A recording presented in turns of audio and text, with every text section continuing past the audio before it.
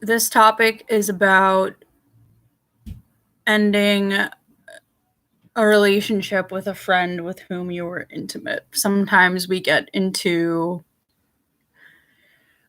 with the current online dating trends, relationships that are based on convenience and wanting to see if some kind of commitment can take place with somebody who is entirely incompatible with you, right? Now, it can be extremely difficult to, as a woman, explain to men with whom you have possibly shared a few laughs or platonic intentions with, that you only want to be friends, right? And sometimes it gets to the point where you indeed do become more than friends and you share each other's bodies. It's 2019. We live in a pretty unregulated, some may argue regulated, okay, liberal world.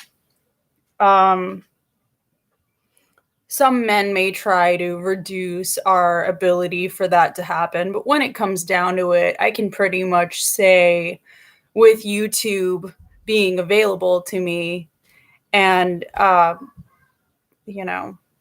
pretty hefty idea of what it all comes down to, that religion is never going to make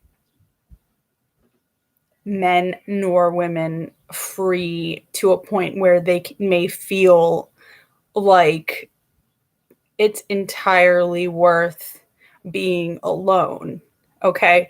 So what I mean by that is, emotionally and physically, it may be incredibly difficult to settle with a friend who is not the one. Okay. Let's face it.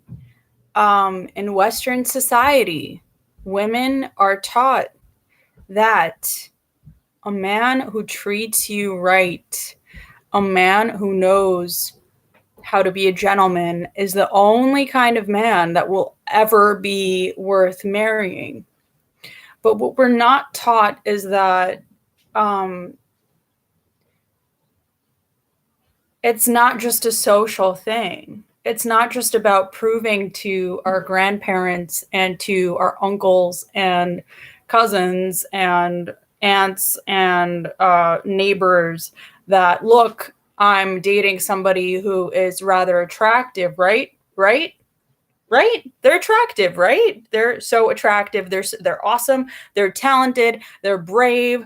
They have straight A's in college. They do all these things. They have no kids. They're successful. They did high jump, right? Okay, so we're not really taught to look beyond that and see if this person is genuinely compatible with who we are as women, okay, as individuals. Not, let's hop onto a wavelength that many men who may be watching this video could be completely unprepared for. Not all vaginas are the same.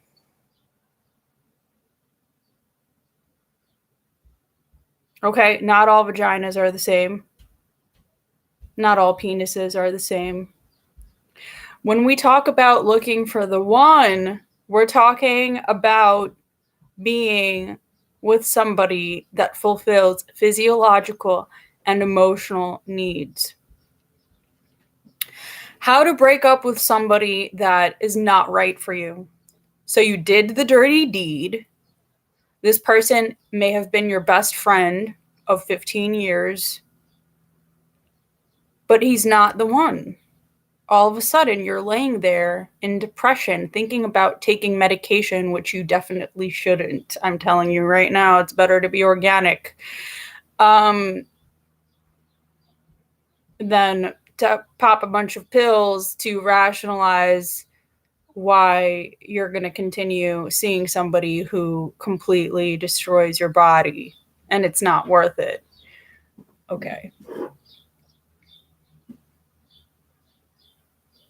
Nobody's perfect. But if we're talking about an organic relationship that that is good and doesn't involve any kind of need to buy heavy toys and equipment for it to continue, then we're talking about something that has not yet happened. If you're watching this video and you have questions in your body and in your mind about whether or not the individual that you had 500 people come to your wedding for is worth continuing. Okay. Or if you're watching this video and you've only dated the person for 3 days and you have no idea whether it's worth continuing it or not. Honestly, it depends on who you are. It depends on what your genetics are. It depends on behavioral health issues. Okay. But if it becomes violent, it's really easy to end a friendship, but it's not easy to end, you just put your foot down. You say, listen, man, we're not compatible. Your assets are just not compatible with my assets, and that's just the way the gods or God has made it to be, right? It's really easy to do that. But when you're in a matrimony that you've had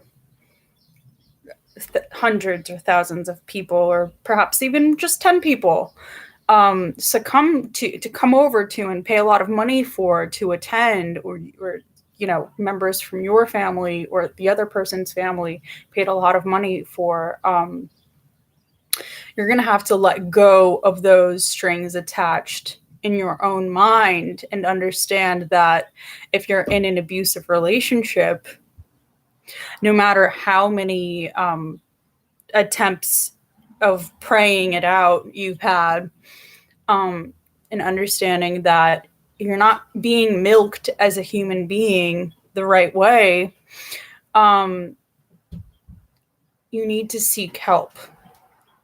You need to seek help, because yes, it's good to be in a relationship. Yes, it's good to have a best friend or a significant other that fits your body, but it's better to be alone than to be with somebody that is destroying your entire sanctity. Okay.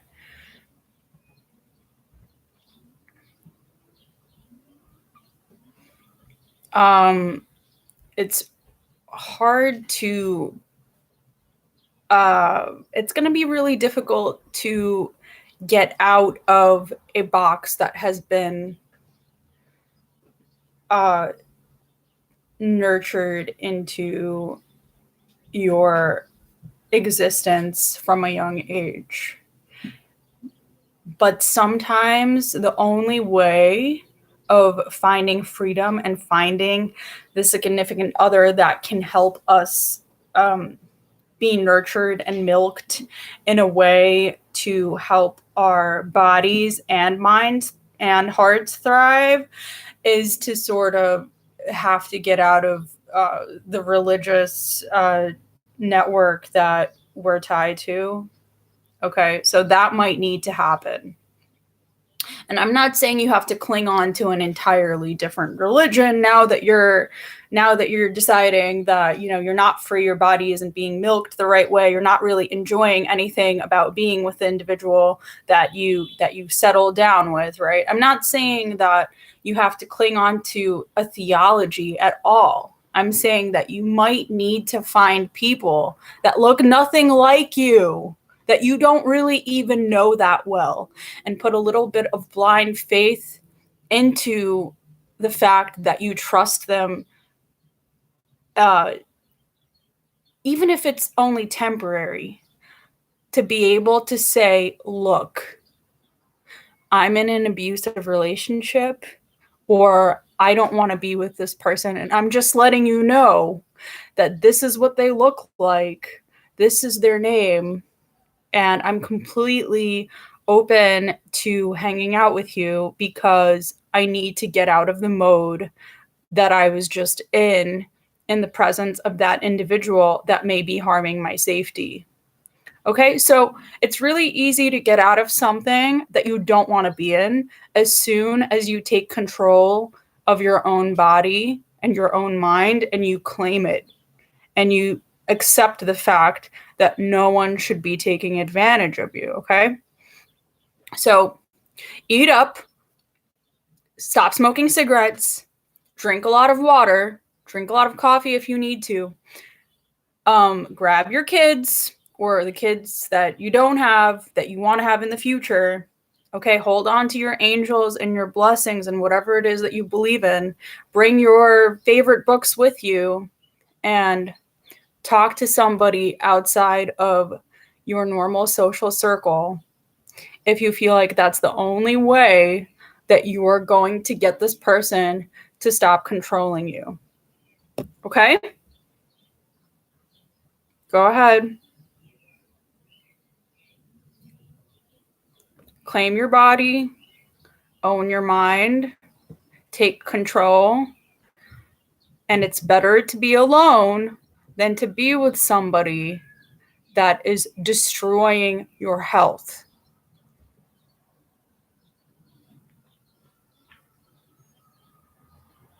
Because, like I said, when it's true love, it doesn't hurt.